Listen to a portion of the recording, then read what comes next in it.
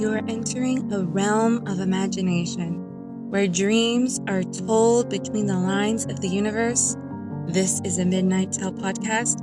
I am your host, Celeste, your guide through this dreamscape.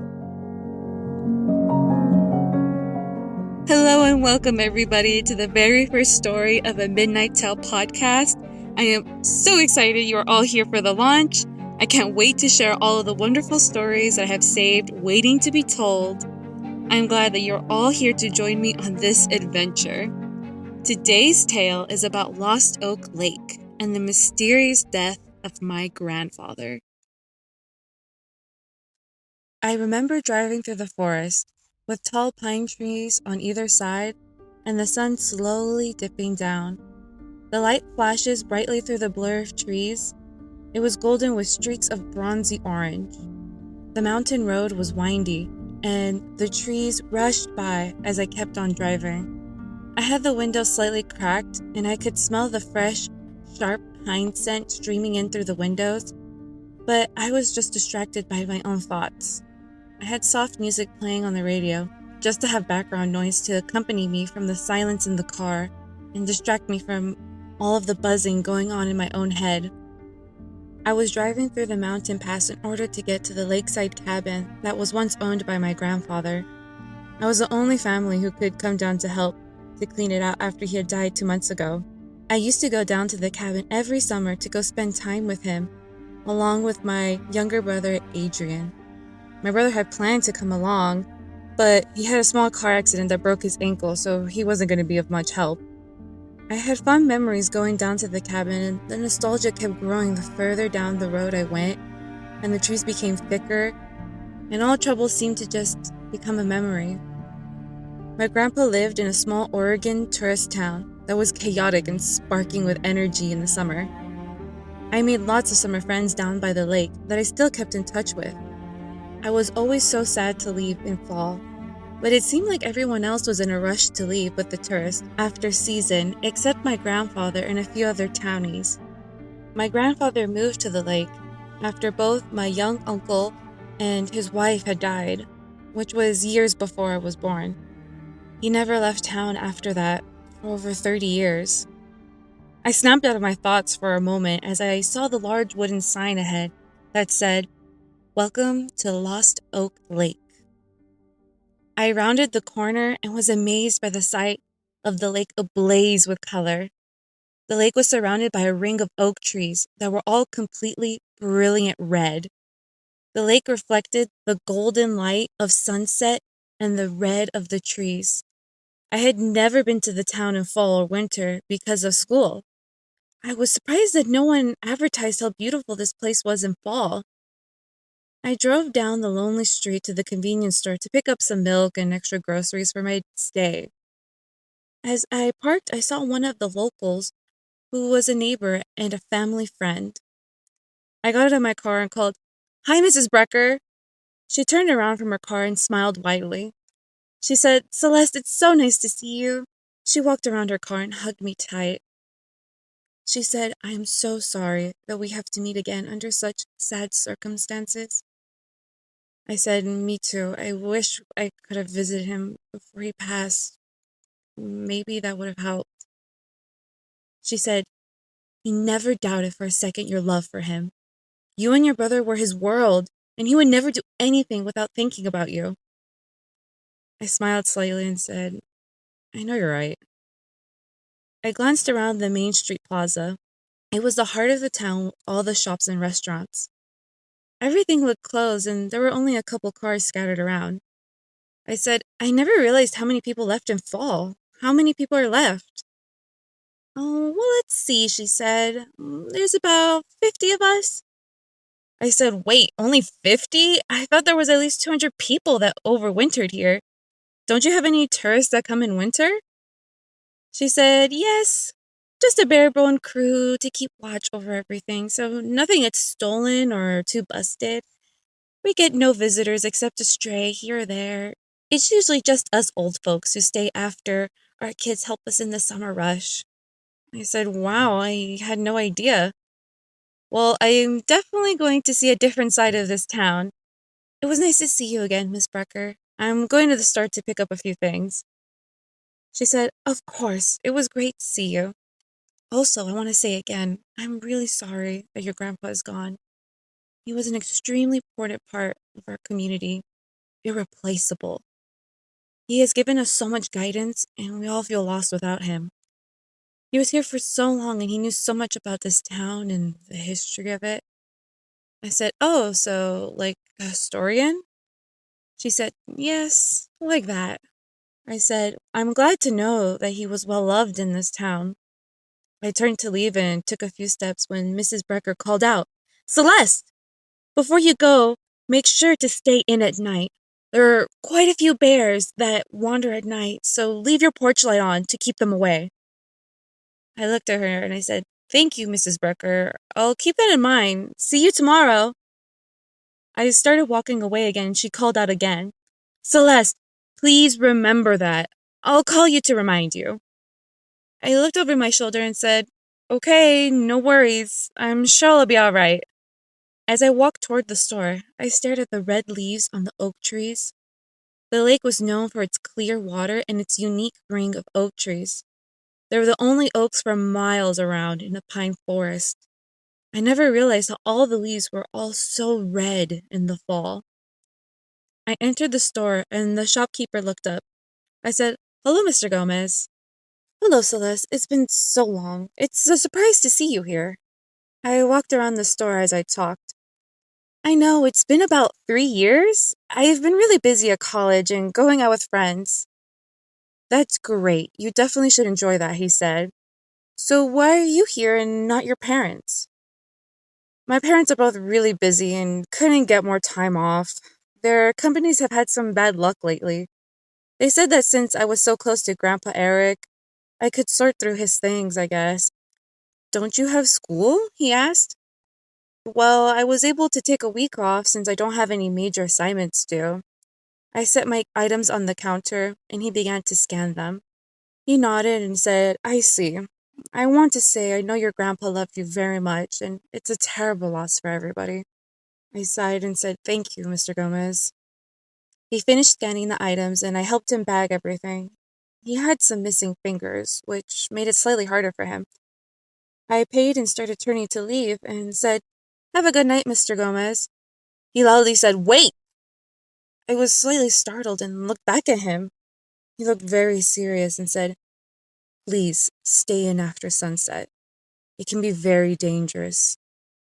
Oh, yeah, Miss Brecker told me about the bears. I didn't know they were such a problem in fall. He said, Yes, the bears. You must be very careful. Every fall and winter, they come out and terrorize us. You can see their eyes in the darkness, so you must keep your lights on. I said, okay. I'll make sure to do that. Bye. Mr. Gomez shouted as I left through the door, Bye, and remember the lights, Celeste. As I walked to my car, I thought it was kind of weird how both Mrs. Brecker and Mr. Gomez were so adamant about the bears and to leave my lights on. I never knew that bears would be so deterred by lights, but I definitely didn't want them breaking into my grandpa's house. But the thing that bothered me the most was how worried they looked, especially since I knew they were both hunters and could easily scare off bears. I was just so confused by their fear.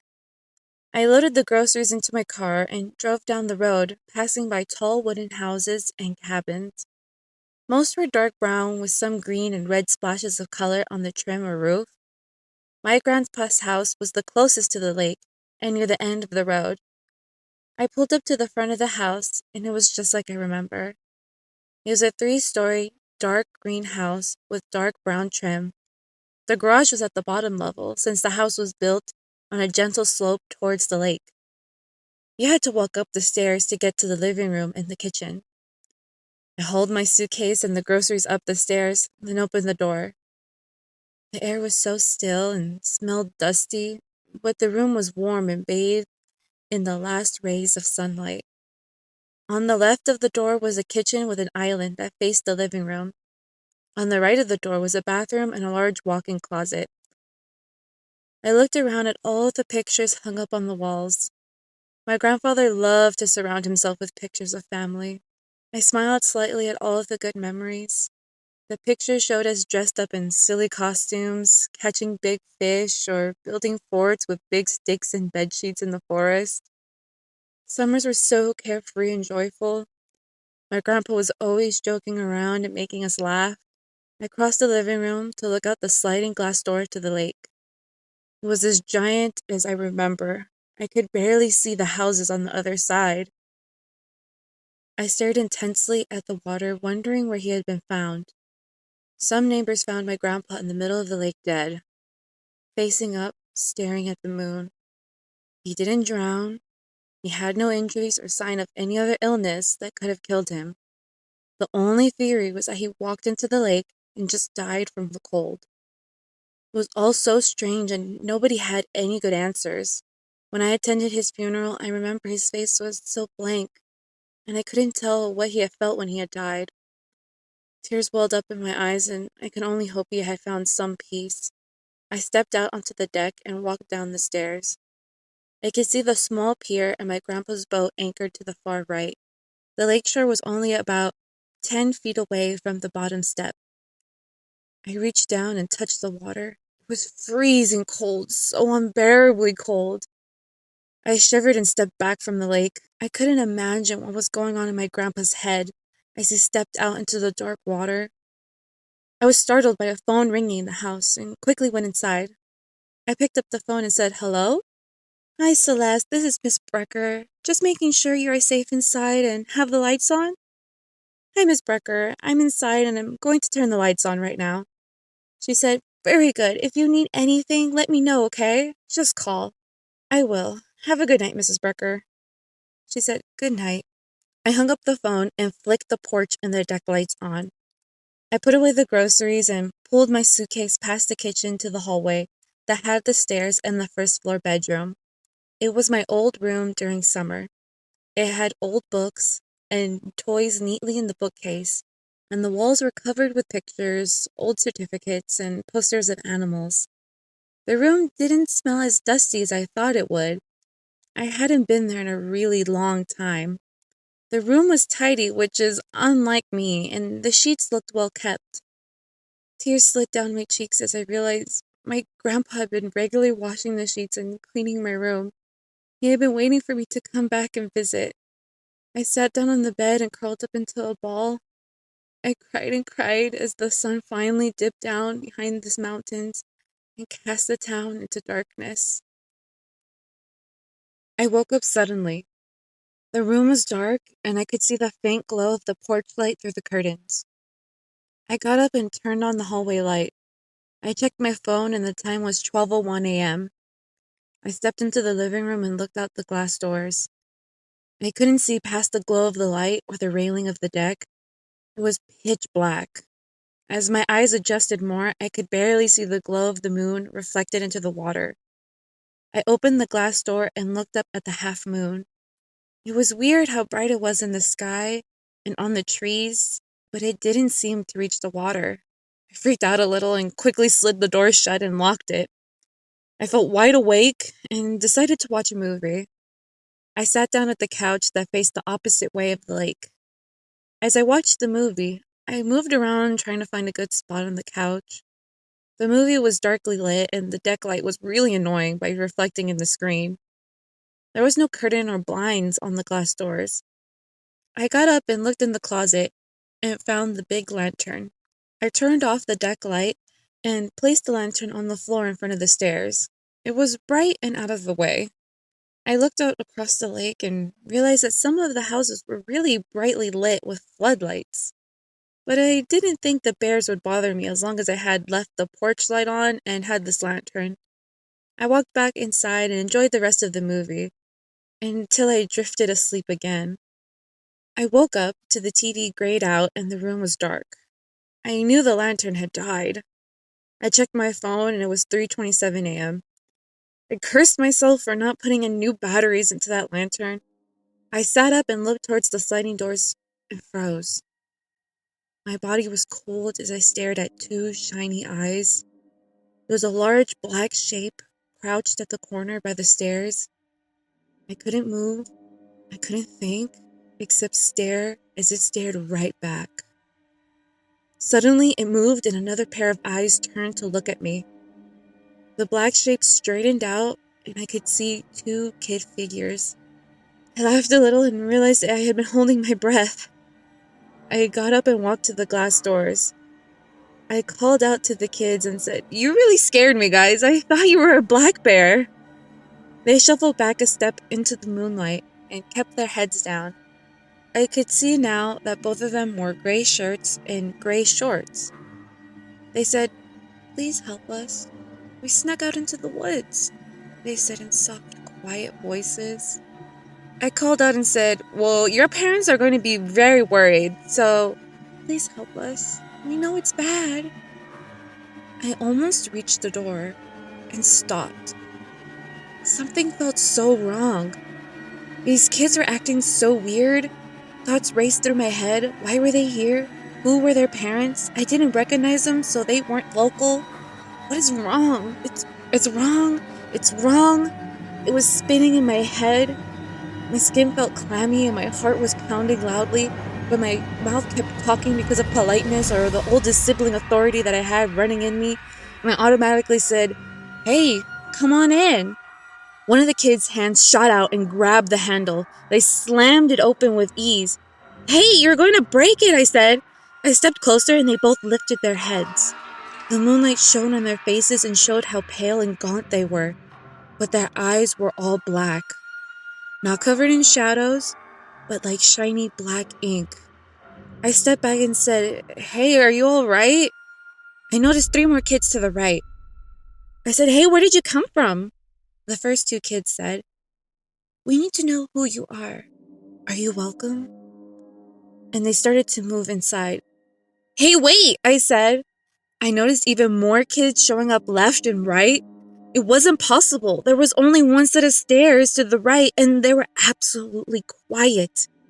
More kids were running into the living room, bumping and pushing into each other, and they all had those same black eyes. I moved back, my terror growing. "Who are you?"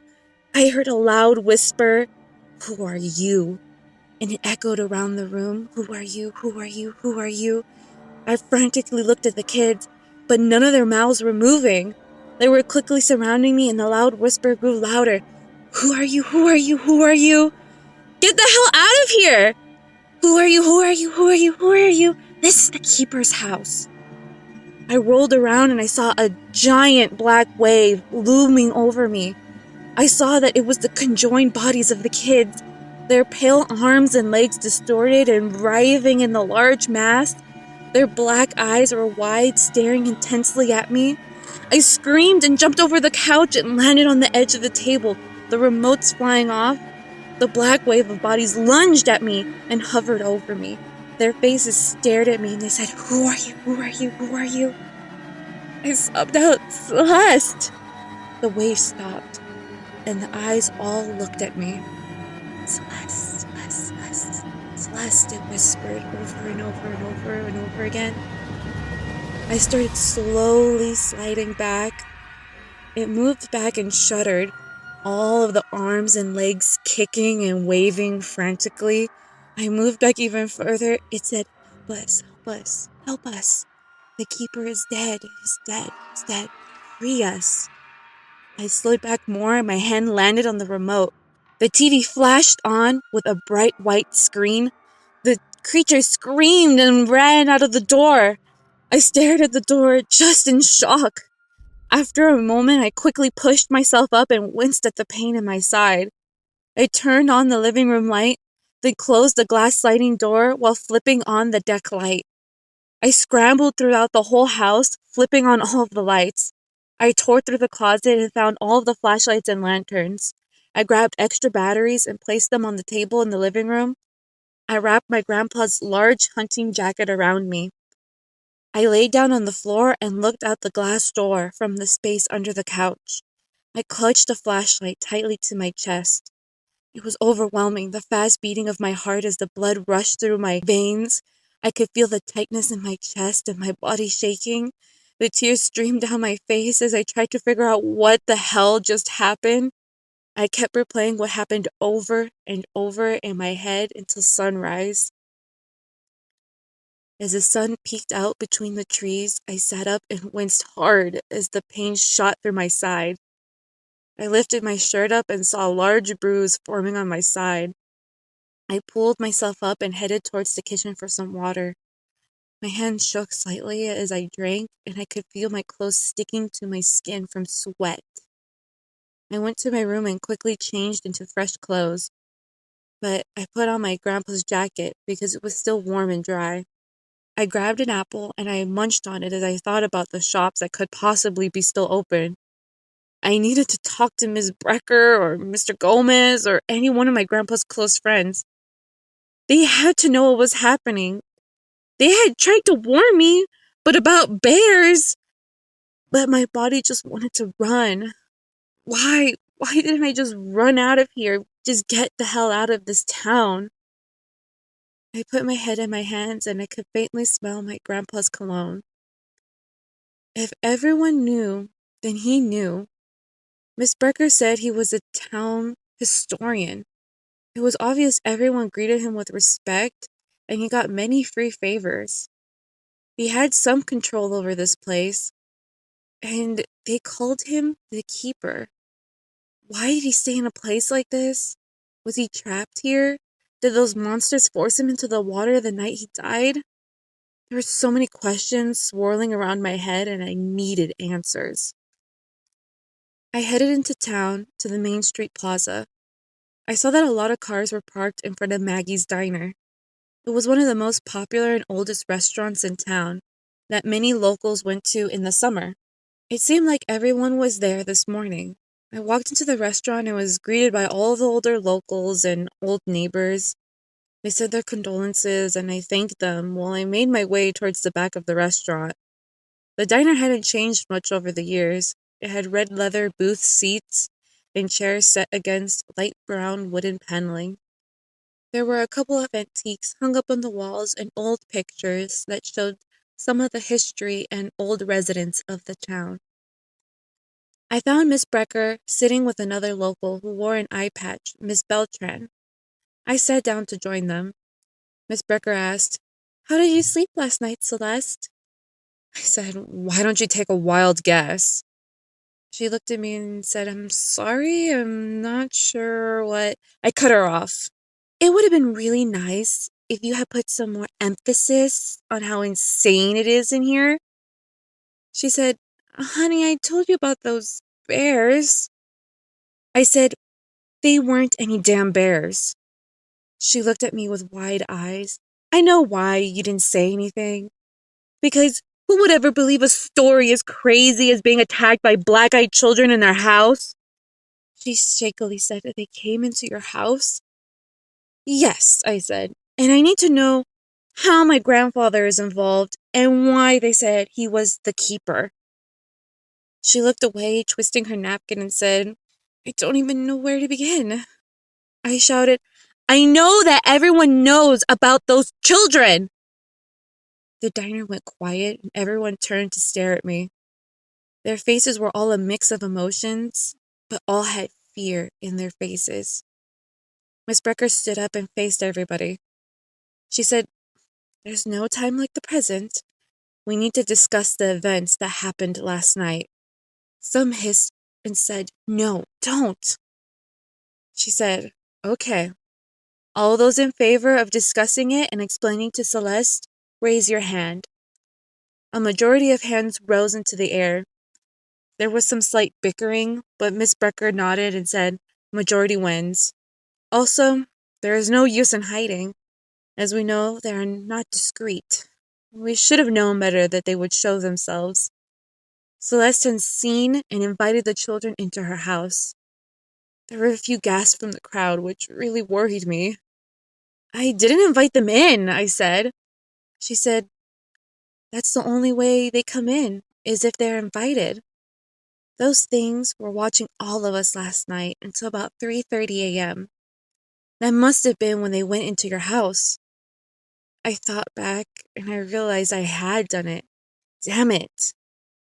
She looked back at everyone and said, "They mentioned for the keeper, It seems they're still willing to uphold the contract. I looked at her confused. I asked, "What contract?" They asked they wanted to be freed. How do you know that? She said, "You are still here because of the contract your grandfather drafted with them in order to keep peace. These things were just a legend, something we told tourists and kids around the campfire. You would have an occasional person who proclaimed they had a real encounter, but they were usually laughed off. These creatures really awakened about 30 years ago. It happened after the first death in the lake in over 75 years.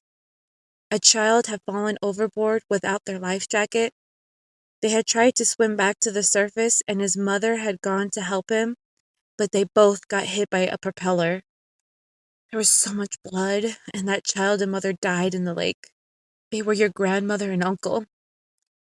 I gasped. I knew that it was a horrible accident, but I had never been told the details.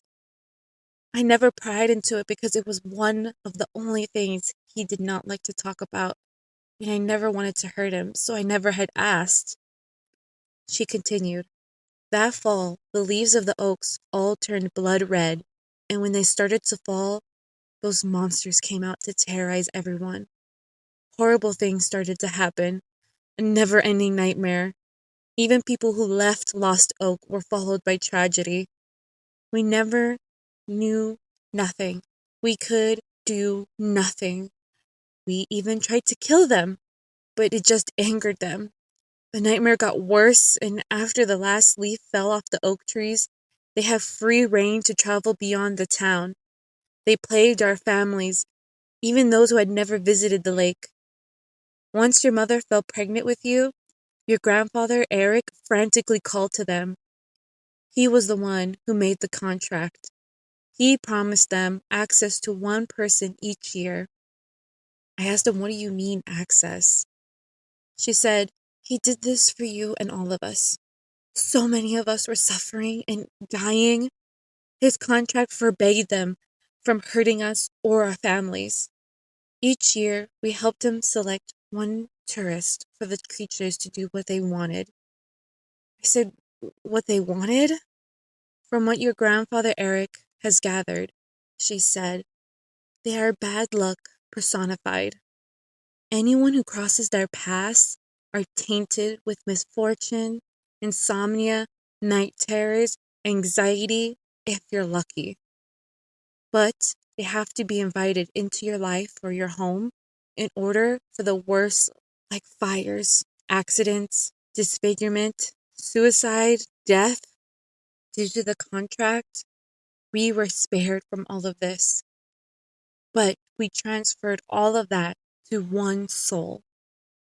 I said, "So you let one person take the brunt of all of that? And my grandpa started this?" She looked me dead in the eyes. "He saved us. He was the one who bore the brunt of all of it. He made sure the people we picked were scum. He was dedicated to finding and bringing people who deserved punishment."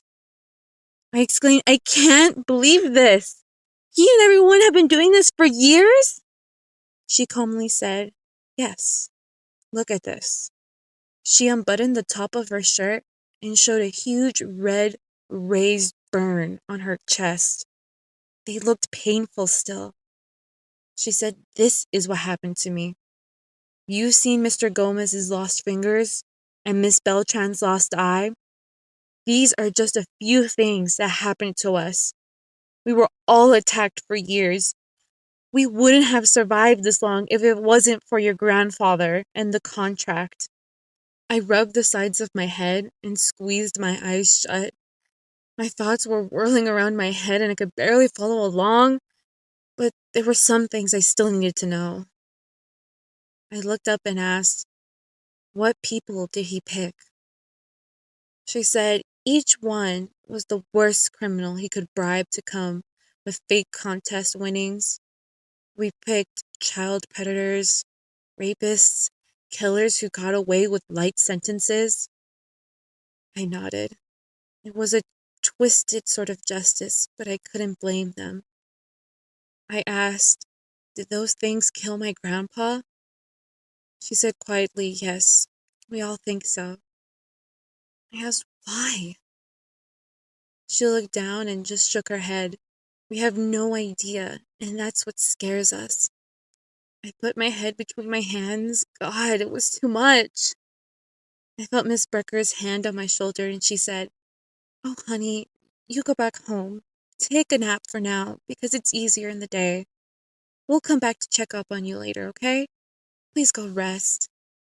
I looked up and said, okay. I looked out at everyone. They looked as unsure as what I felt. What the hell is going on in this place? Miss Brecker had a plate of breakfast boxed up for me, and I walked out to my car. I drove back to my grandpa's house in a daze. I barely tasted the pancakes and the eggs. Everything was running through my head over and over again. I laid down in my bed and I just stared up at the ceiling. I was afraid to close my eyes. I got up and I had to move around. I gathered up some cardboard boxes and started sorting through the things in the house. I quickly went through the stuff to keep or donate in my room. When I got to the pictures, I felt conflicted when I looked at my grandpa's face. His warm smile and bright eyes showed no hint of the suffering he went through, but I knew he had a good reason for everything he did. He was smart and kind and so humble. I couldn't imagine him hiding this from everyone, from me. I went upstairs to clean out my grandpa's room. Its window faced out towards the lake, and it smelled like his cologne inside. The walls were covered with family pictures, carved wooden plaques that he made himself, and his favorite cool antique fishing lures. There were pictures spanning decades. On his dresser was a picture of my aunt and uncle before they died. It was right next to the metal urn that held both of their ashes. There were other pictures scattered there, along with the 4th of July card we sent him months ago. I looked through his closet, and his clothes were all old and well-worn. All my life, he had the same style of plaid shirts, worn jeans, and the rare festive shirt. The smell of his cologne was stronger. I pulled his hunting jacket closer to me and zipped it up higher. I noticed his favorite cowboy boots peeking out. I bent down to get it, and I pulled on the corner of a black cloth. I noticed it covered a small safe tucked in the corner behind the shoe rack. It had a keypad and a keyhole on the front. I tried a couple combinations of numbers, but I was afraid I was going to get locked out. I knew my grandpa always liked to be prepared and would definitely have a key hidden somewhere. Suddenly, I heard knocking on the doors downstairs. I jumped up and realized it had to be Miss Brecker. I quickly ran across the hallway just to make sure and looked out the front window. I could see Miss Brecker and Mr. Gomez downstairs. I went downstairs and opened the door. Miss Brecker held out a box filled with frozen pizza. She said, I am so sorry. I know it's not home cooked, but Mr. Gomez said it was your favorite. I'm so sorry I didn't have time to cook anything. I chuckled a little and said, thank you. Do you want to come in? Miss Brecker and Mr. Gomez looked at each other. Mr. Gomez said, we wanted to make sure that you were okay, and if you had any more questions. We're going to have a town meeting to elect a new keeper. You are invited if you would like. I said, what? I don't live here. I don't think I have much of a say. Mr. Gomez said, Celeste, since those things entered your house, you are now a part of this. And there is no keeper. We have no idea how long they're willing to wait or keep the contract. So please be careful. They might be most attracted to you because of your link to your grandfather. Miss Brecker said, we have the meeting in an hour at 1 at City Hall. Also, sunset is in 6 hours. Be sure to be inside by then. I said, okay, thank you both. I'm still trying to process everything. Miss Brecker said, oh, we understand, honey. Just rest up, dear, okay? We said our goodbyes and I turned back inside. I had no idea who they would pick, but they had the knowledge of who would best handle this. I went back to my grandpa's room and I eyed the safe again. I started looking through his drawers for the key. After a few minutes, I thought anything in that safe must be extremely valuable, so the key would be kept in a place easy to reach and meaningful.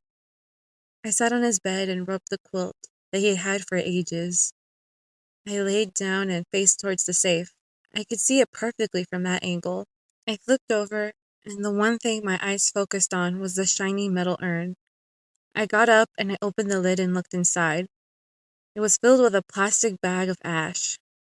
I winced as I reached under the plastic bag and I felt around, finding the jagged edge of the key. I pulled it out and put the lid back on. I said a quick sorry to my grandma and uncle, and I quickly went over to the safe and opened it up. Inside were several binders with tax documents and other paperwork. There were several notebooks inside as well. I opened one and read the entry. It was my grandpa's handwriting, and it said, "Last night, the dark creatures were quiet. They did not venture beyond the water's edge.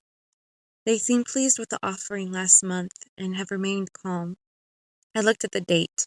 It was from 2 years ago. I quickly started reading through the journals, searching for what he had learned. I read from several entries. The children are dark beings that fear the light.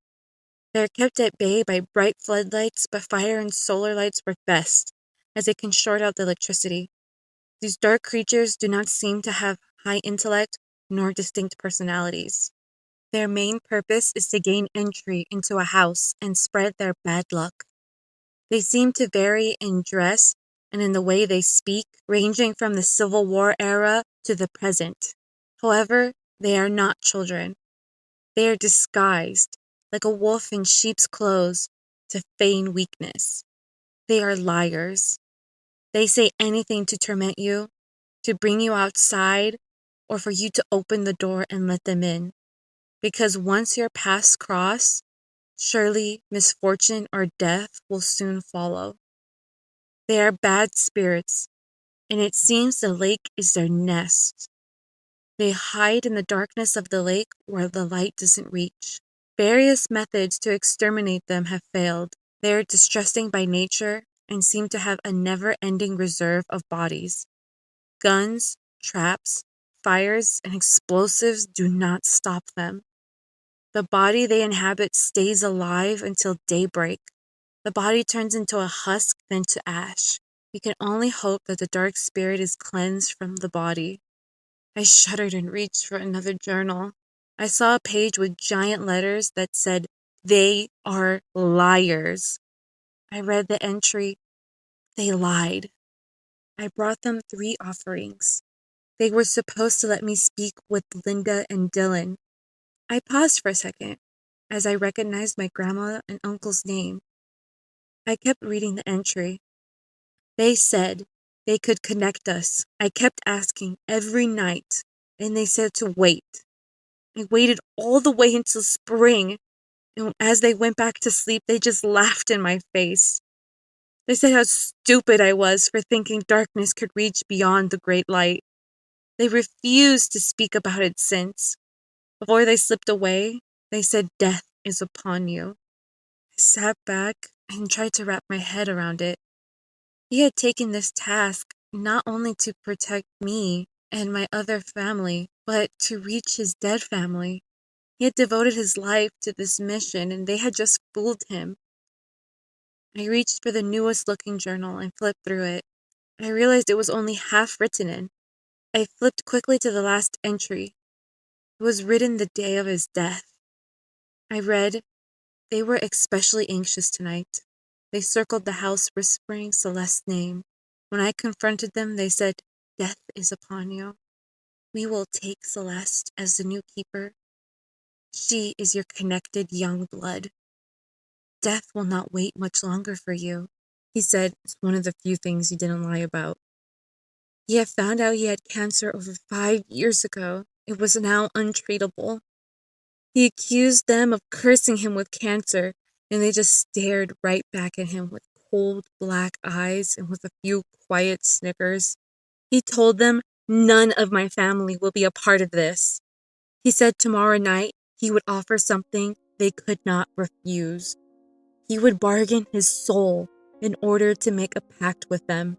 He knew they would take the deal all too easily, and it was the last thing he had to offer. The town would decide a new keeper quickly and uphold the contract after him. He said he was glad that his death would be for something good, and it might atone for all the harm he had done.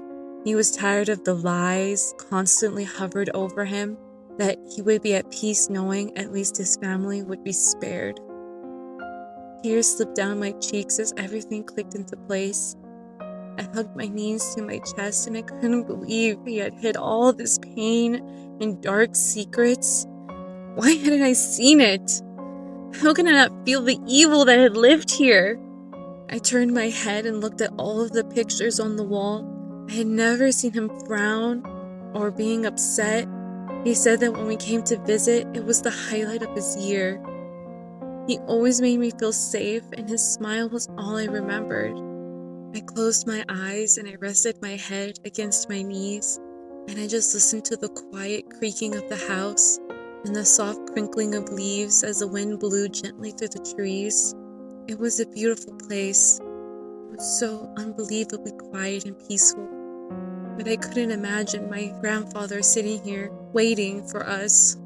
I wish I had visited him sooner, that I could have told him how much I loved him, and that he didn't have to face things so alone, that he meant the world to me, and that I would give anything to see him one last time. I sat there exhausted, and I listened to the rattle of the dried leaves. It was the silence that soothed me to sleep. Bang! Bang! Bang! Startled, I woke up. I quickly stood up, and I saw the sun was low in the sky, settling fast. I heard Miss Barker yelling, "Celeste! Celeste!" I quickly ran downstairs and flung open the door. My heart was racing, and Miss Barker stood there, out of breath. She said, "I'm here to take you to my house. The creatures have been already sighted, and they are looking for you." I said, "What? Already? The sun hasn't even set." She said, "Quickly, we have to get into your grandpa's boat. It is the fastest way to get across to my house." She was pulling me quickly through the living room, and I yanked my arm back. I asked, "How will you keep me safe? What's at your house?" She said, "It's the furthest from the lake, and it has a safe room with solar-powered lights and with a backup. Mostly everyone else is going to hide in the 2 other safe rooms in town. Now let's go." I said, "Wait, let me grab a flashlight." She cried out, "We don't have any time." I ran upstairs and grabbed my phone from my grandpa's room. I shoved everything back into the safe and chucked the key back into the urn. I opened his nightstand and found his old lighter and flashlight. I heard Miss Barker run up the stairs. She pointed and said, "Look!" The sun was almost gone as it dipped below the mountains. I ran outside with Mrs. Barker. We jumped into the small boat and started the engine.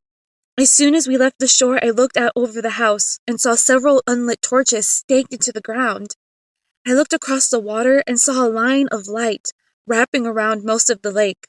I looked back and I saw one person lighting the torches. I turned to Miss Barker and asked, "What are the torches for?" She looked straight ahead and said, "It's for our safety." As we sped over the lake, the sun dipped lower and lower. I yelled, "We aren't going to make it!" As I said that, I heard several other boats racing towards us. I looked around and at least 5 other boats were coming at us. Miss Barker yelled, "Don't worry, they're here to guide us." We all raced across the lake as the other boats drew closer. The sun finally dipped behind the mountains, and the lake was cast in darkness. I kept my eyes on the water, looking for any pale faces. Suddenly, the boat started to slow down. I whipped my head around, and we were only halfway across. I yelled, "What's happening?" Miss Barker turned off the engine. The other boats pulled up in a circle around us. They also all turned off their engines. All that could be heard was the water lapping at the sides of the boat. They all pulled out torches and lit them, but they were far enough away that the light didn't reach us. I looked around, confused. Miss Barker? She kept her head down and her eyes forward. I stared at her, and fear was bathing me in a cold sweat. I saw a small dinghy reach the side of our boat. Mr. Gomez hauled himself over the edge. He turned his head, but it was too dark to see the side of his face clearly. He said, "Celeste, I'm sorry, but we can't take any more. I can't take any more. I was nominated as keeper when your grandfather died. But talking to those things, it would drive anyone insane."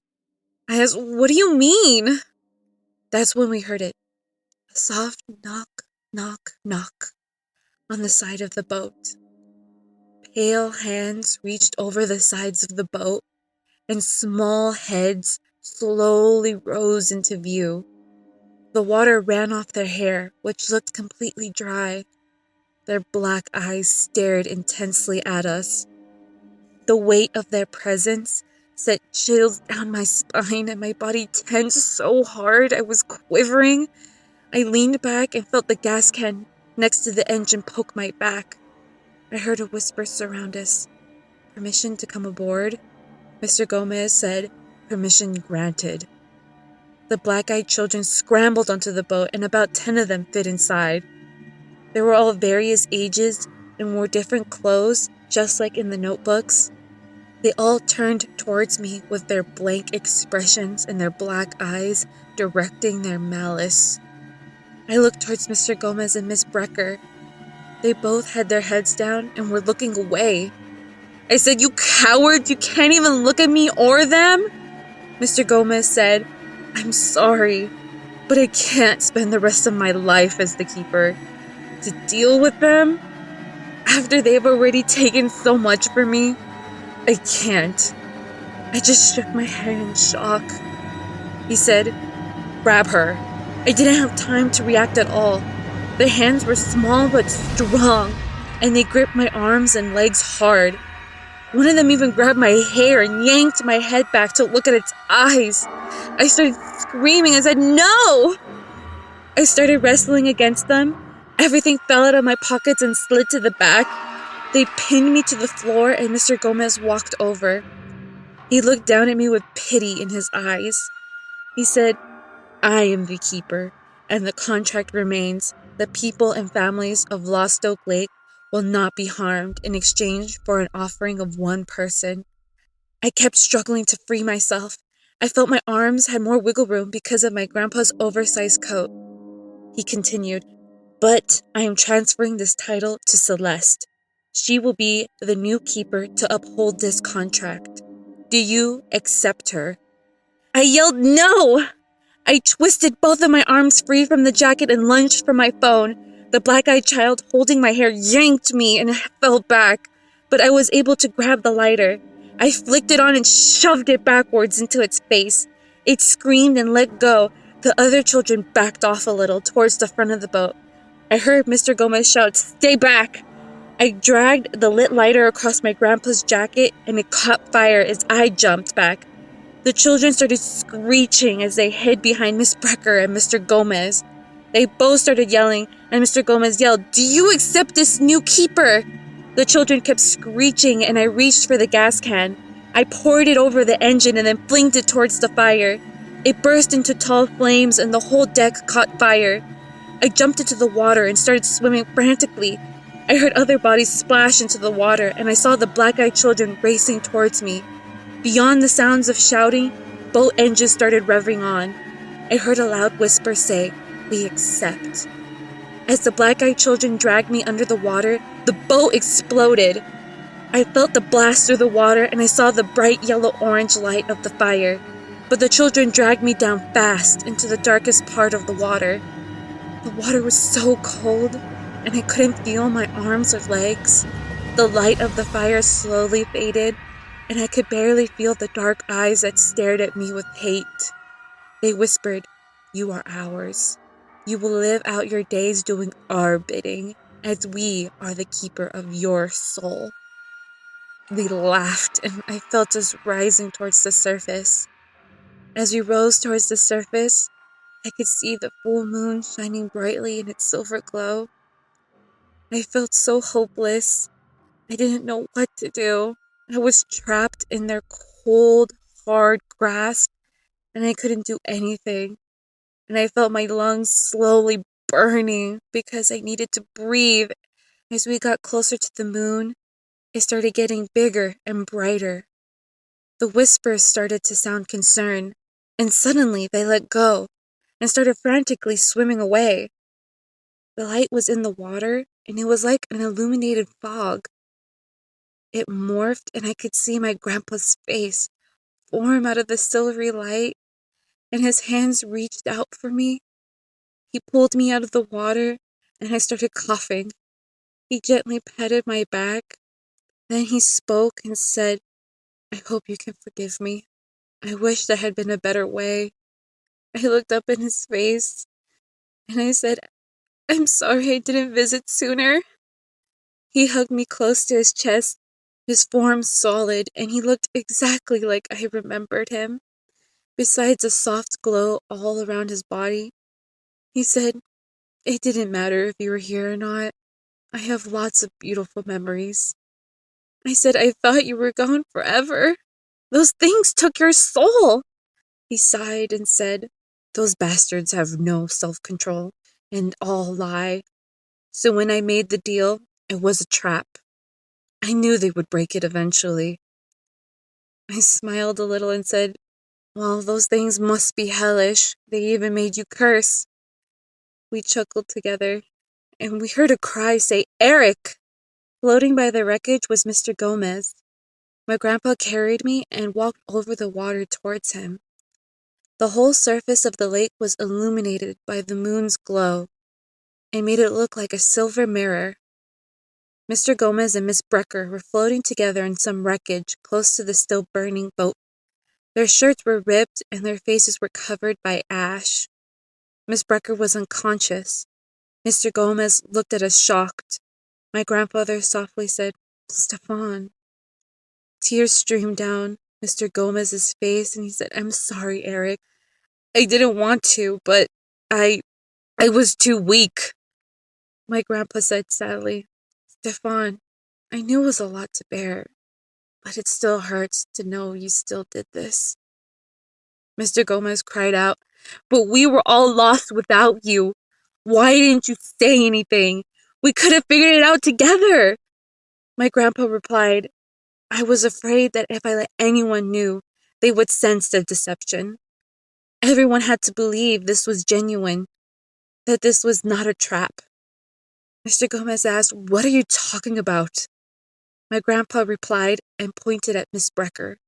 "The keeper ceremony that Miriam told you about, that was made up by me to keep them confined on the lake.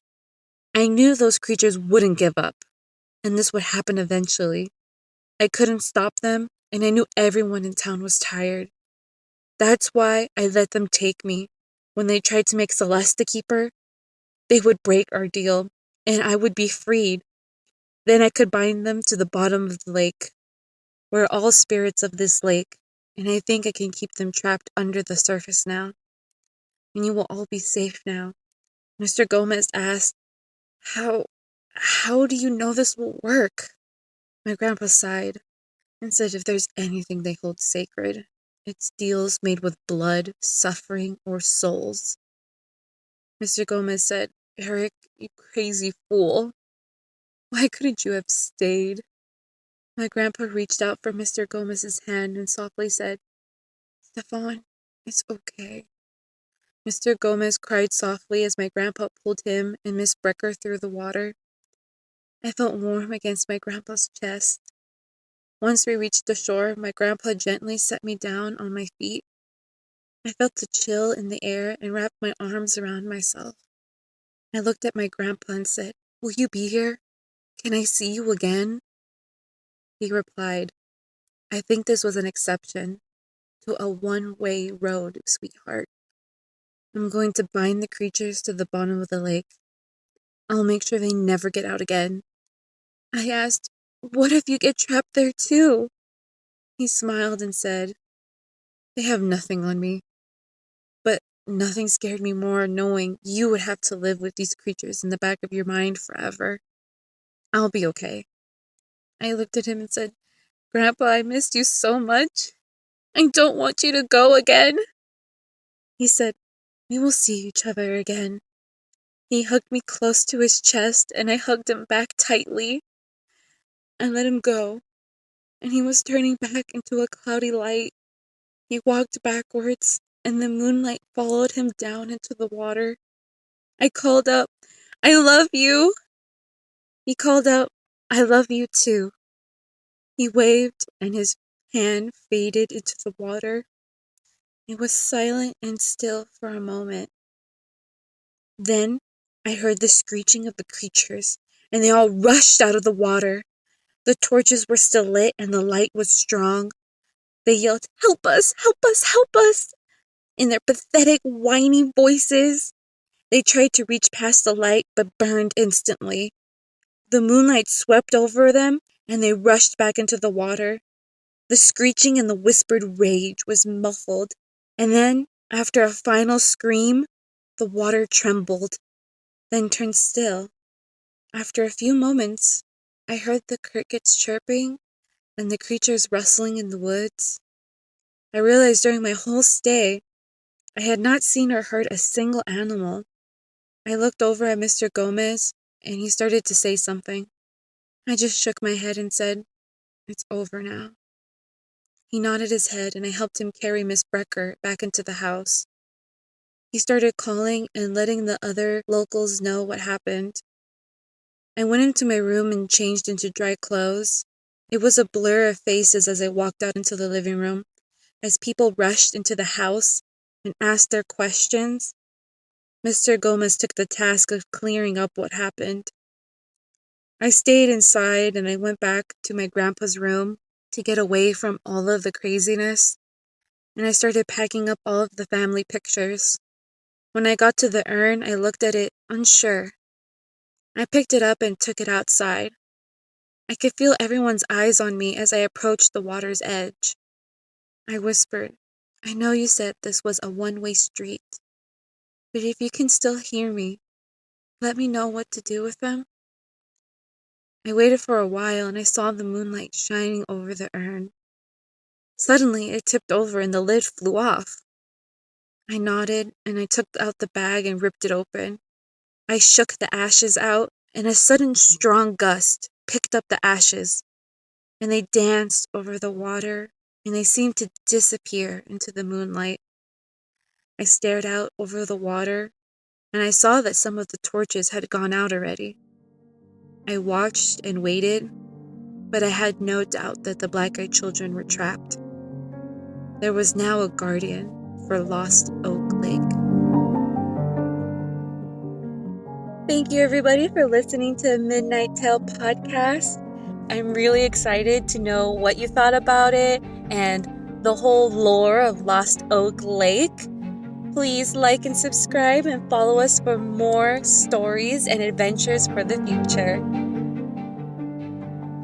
This is Celeste, signing off. Until again, I'll see you in your dreams.